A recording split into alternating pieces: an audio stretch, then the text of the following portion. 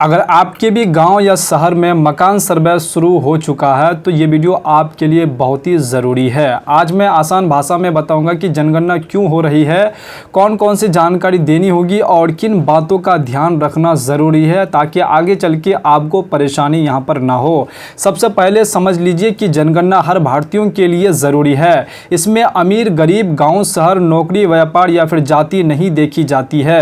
हर परिवार की जानकारी सरकार द्वारा ली जाती है, तो इसलिए आपको सही और सटीक जो है इंफॉर्मेशन देना बेहद ज़रूरी है। अगर कोई व्यक्ति जानबूझकर गलत जानकारी देता है या जानकारी छुपाता है तो उस पर जो है कार्रवाई हो सकती है, इसलिए सही जानकारी जरूर दें। तो ये चीज़ आप अपने जहन में जो है यहाँ पर बैठा लें कि अगर आप गलत इंफॉर्मेशन देंगे तो आगे चल के आपको परेशानी हो सकती है। अब बात करते हैं कि मकान सर्वे में क्या क्या पूछा जा सकता है। आपसे पूछा जा सकता है कि घर का मुखिया कौन है, मकान कच्चा है या फिर पक्का, छत और फर्श किस प्रकार है, घर में कितने यहाँ पर कमरे हैं, इस प्रकार की जो है आपको इन्फॉर्मेशन देने पड़ेंगे। आपके घर में शौचालय है या नहीं, ये भी इन्फॉर्मेशन आपको देने पड़ेंगे। उसके बाद एलपीजी, लकड़ी या फिर कौन सा ईंधन आप इस्तेमाल करते हैं ये आपको बताना पड़ेगा। घर में कितने लोग रहते हैं ये भी आपको बताने पड़ेंगे। कितने विवाहित लोग हैं और कितने अविवाहित लोग हैं ये आपको बताने पड़ेंगे। बच्चे स्कूल जाते हैं तो कौन से स्कूल में पढ़ते हैं, प्राइवेट में या फिर गवर्नमेंट के स्कूल में पढ़ते हैं, ये आपको इन्फॉर्मेशन देने पड़ेंगे। कमाई का साधन आपका क्या है ये बताना पड़ेगा।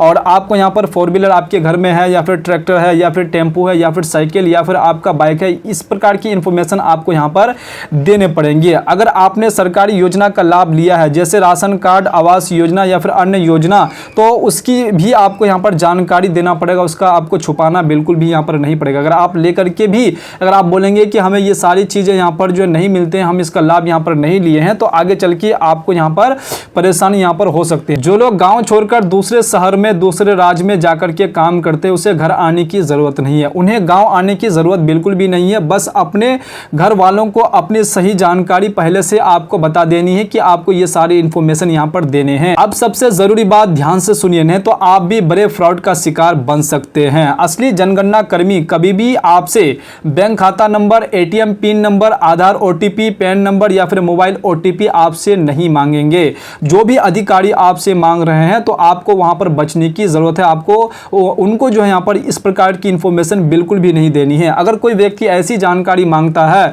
तो तुरंत सावधान हो जाए और पुलिस में शिकायत आप यहाँ पर कर दीजिए, नहीं तो आप भी बहुत बड़े फ्रॉड का शिकार बन जाएंगे। कई लोग डर रहे हैं कि सरकार उनकी संपत्ति की जानकारी लेगी, लेकिन सामान्य लोगों को डरने की जरूरत नहीं है।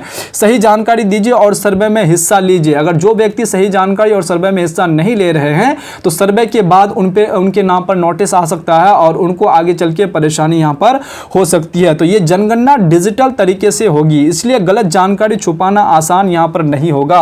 अगर आपके परिवार में बंटवारा नहीं हुआ है या जमीन दादा दादी के नाम पर है तब भी घबराने की जरूरत नहीं है। जो सही स्थिति है वही आपको बतानी है, आपको परेशानी बिल्कुल भी यहां पर नहीं होने वाले हैं। जाति आधारित जनगणना भी हो सकती है, इसलिए जाति की जानकारी भी आपसे यहां पर पूछे जा सकती है और आपको सही जाति आपको यहां पर बताना बेहद जरूरी है। अगर आप गलत जाति बता देंगे तो फिर आपको ही आगे चल के परेशानी यहां पर हो सकती है। ध्यान रखिए कि सरकार जो ये मकान सर्वे करा रही है और अन्य जो यहां पर इंफॉर्मेशन लिए जा रहे हैं, सरकार ये जांच करना चाह रही है कि हमारे भारत में कितने व्यक्ति अमीर गरीब और कितने व्यक्ति यहां पर जो असुविधा से यहां पर जो जी रहे हैं, उनके घर में यहां पर जो पानी तक नहीं पहुंच पा रहे हैं, गैस कनेक्शन नहीं है, इस प्रकार की जितने भी यहां पर इंफॉर्मेशन लिए जा रहे हैं, जिनके घर में इस प्रकार की यहां पर जो है सुविधा नहीं है, तो सरकार उनको ये सुविधा देने का काम करने वाली है। और भी यहां पर जो नई सुविधा आपको यहां पर देखने को मिलने वाले ये मकान सर्वे के बाद। तो जितने भी व्यक्ति मकान सर्वे में भाग लेने से बचना चाहते हैं तो वो ये जान लें कि आगे चल के उनको परेशानी हो सकती है और जो भी यहां पर जो आप लाभ ले रहे हैं उन लाभों से आप वंचित भी रह सकते हैं। तो इसलिए आप कभी भी ये ना सोचें कि आपको मकान सर्वे से आपको दूर हटना है और इंफॉर्मेशन गलत शेयर करनी है, तो आपको ऐसा बिल्कुल भी नहीं करनी है। उम्मीद करता हूं कि आपको ये सारी बातें समझ में आ गए होंगे। अगर आपके जीवन में किसी भी प्रकार की कोई भी सवाल क्रिएट हो रहे हैं इस टॉपिक को लेकर के तो आप बेझिझक कमेंट बॉक्स में कमेंट करके आप पूछ सकते हैं। तो चलिए फिर से मिलता हूं मैं इसी प्रकार से दूसरे वीडियो में दूसरे कंटेंट के साथ। तब तक के लिए आप अपना ख्याल रखिएगा। अगर आप इस चैनल पर नए आए तो चैनल को अभी सब्सक्राइब कर लीजिए और इस पेज पर अगर आप नए आए हैं तो पेज को भी जरूर फॉलो करके रखिएगा, क्योंकि मैं इस चैनल पर इस पेज पर जो इस प्रकार की इंफॉर्मेशन शेयर करते रहता हूं। तो चलिए फिर से मिलता हूं इसी प्रकार से दूसरे वीडियो में दूसरे कंटेंट के साथ। तब तक के लिए आप अपना ख्याल रखिएगा। वीडियो देखने के के लिए आपका बहुत बहुत धन्यवाद।